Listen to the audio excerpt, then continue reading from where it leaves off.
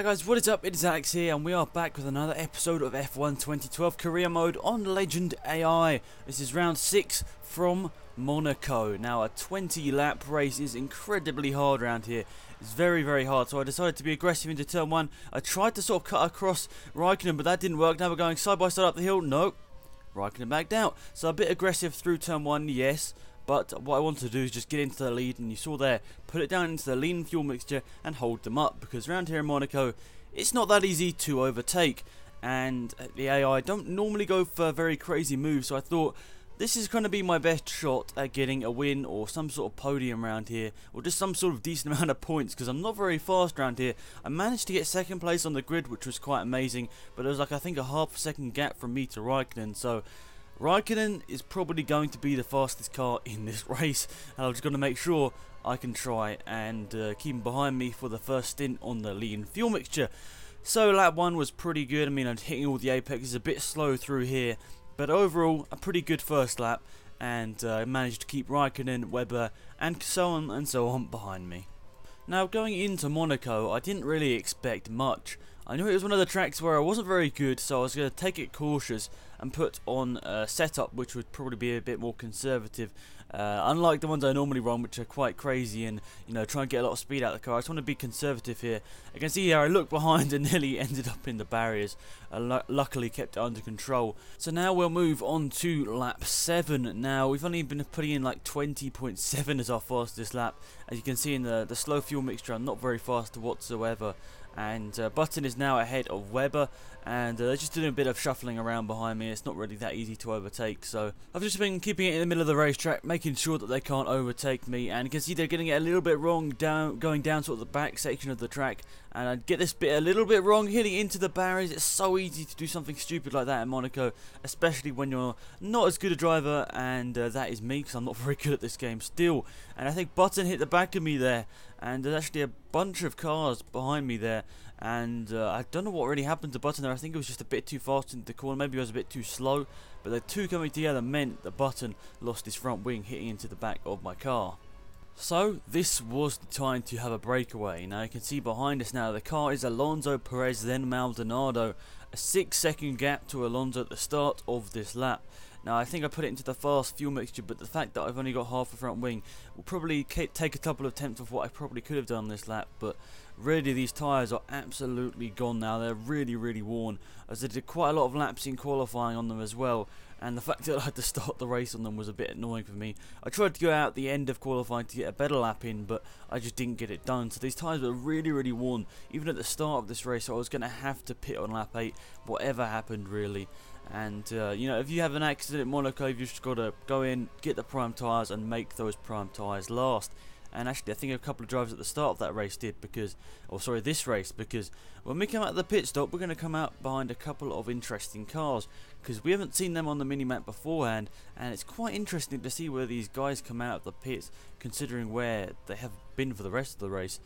So coming through the last couple of corners of the track, I get that one a little bit wrong, going over the inside curb, but luckily it doesn't give me a warning. You can see Alonso in the space of 2 sectors has cut down nearly 2 seconds on me. So here we are going into the pit lane. You can see how badly worn these tyres are. They're orange, and I've got to get a front change on the nose as well. So that's going to cost extra time in the pit lane. And out we go from the pit lane, and we're going to probably come out about 11th, 12th, something like that. Glock's up into 7th position, Petrov's there in 9th position, Hulkenberg, Peak, loads of the slower cars around here. There's Hamilton, there's Raikkonen. That's where Raikkonen was really far behind at the start of this race, or he had some sort of drama on one of the first couple of laps of the race. No, so that means Raikkonen has come out the pit lane right in front of me. He's going to be on 8 lap old tyres, and that is going to mean he's going to be slower, so we're going to do all we can to catch up to the back of them. And as you can see, in 2 laps we did catch up to the back of these guys in front of us, but mainly because they are getting held up behind a Marussia and Toro Rosso. So here we are, Raikkonen and Hamilton, the cars in front of us. We're going to be going down into the couple of twisty corners here, which are going to be very hard to get perfected. Now we're going to go for a late move down the inside, initially on Raikkonen, but Hamilton just leaves the door open as well. That was a bit of a bold move. I think there definitely was contact with Hamilton, but we got the move done, and that's what mattered. Now you can see lap 15, a couple of laps later, they're keeping on to the back of me. So what I'm just going to do is keep going round and round and round and round, making sure that I can just get in some, lap times and make sure I can try and pull away from these guys, because that white dot in front of us on the mini-map was actually Sergio Perez. He's been setting some consistently fast lap times, and by the end of this race he's going to be a lot closer to the back of the field than he was, as you can see there.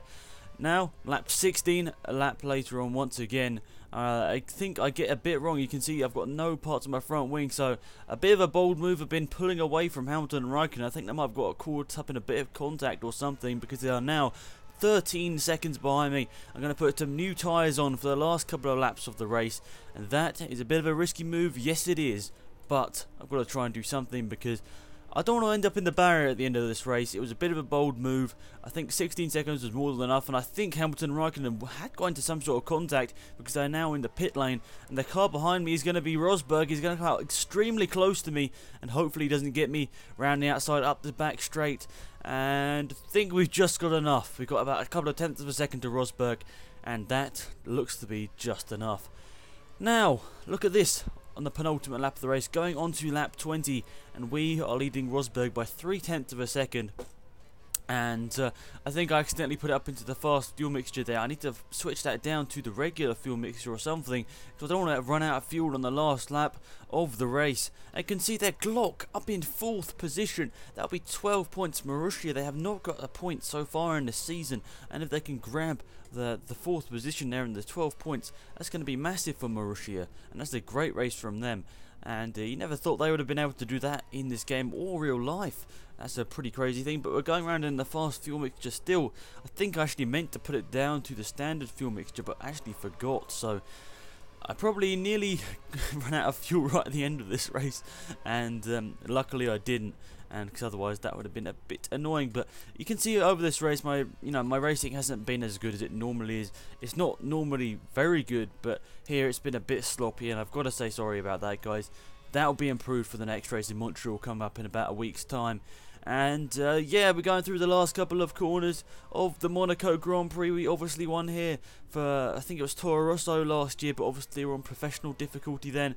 Coming around the final corner to win the Monaco Grand Prix for the 2nd year in a row, and for the 2nd year in a Red Bull sponsored car. With just like real life in 2012, Rosberg coming home in 2nd behind a Red Bull. Mark Webber finishing 21st. I have no idea what happened to him near the end of that race, but there are the results.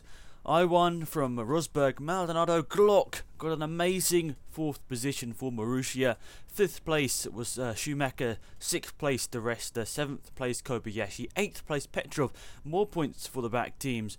9th position Fernando Alonso. 10th place Nico Hulkenberg, and 11th place for Della Rosa with Button, in 12th. So HRT so close yet so far to getting points in that race, only 4 seconds off the back of Hulkenberg, and how HRT are the only team not to score.